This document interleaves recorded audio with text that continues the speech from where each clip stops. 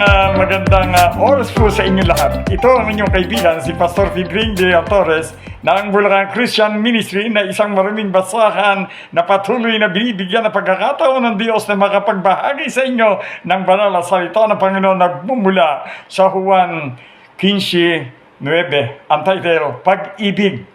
Lord, kayo lamang ang makapagbibigay sa amin ng ibayong kalakasan, karunungan at kaalaman. In Jesus' name, Amen. Pag-ibig sa 9. Sinasabi po rito sa 15:9 ng Juan, kung paano inibig ako ng Ama, gayon din naman inibig ko kayo, manatili kayo sa aking pag-ibig. Kung paano po inibig ng Ama ang Panginoong Jesucristo, ang sabi ng Panginoon, manatili tayo sa kanyang pag-ibig. Bakit po tayo mananatili sa Kanya? Dahil tayo kanyang iniibig. Kailangan po'y manatili tayo sa pag-ibig ng Diyos. Paano tayo makakapanatili? Kung, yung po sinasabi, tinutupad natin.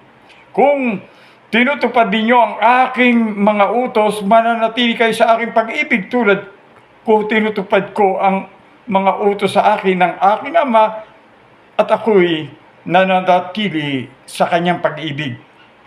Yung po palang ibig sabihin, ang Panginoon ay nanatili sa utos ng kanyang Ama, kaya kailangan tayo po'y sumunod sa utos ng Diyos. Ano po ba yung utos ng Panginoong Jesucristo na siya bumaba rito? Hindi pa ginigising niya yung mga apostol, tayo po yun, ibig sa ating kapanahunan. Ano ba ang sabi ng Panginoon?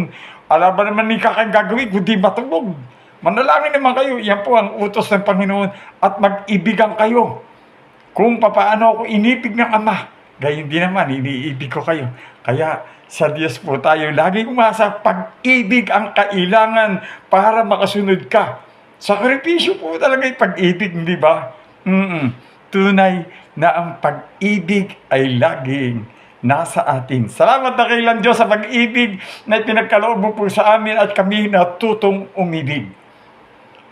In Jesus' name, Amen. Hallelujah. Purihin ang Panginoon. Palakpakan natin ang Panginoon. Sila inyo ang kapayapaan, kagalakan, kasaganaan at ang pagpapala ng Diyos patuloy na managan at sumagana sa inyong buhay.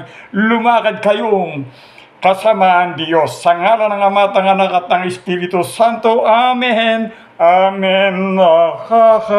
Amen. Lahat ng glory ay sa Diyos. Hallelujah. Purihin ang Diyos. Lumakad kang kasama ang Diyos. Amen!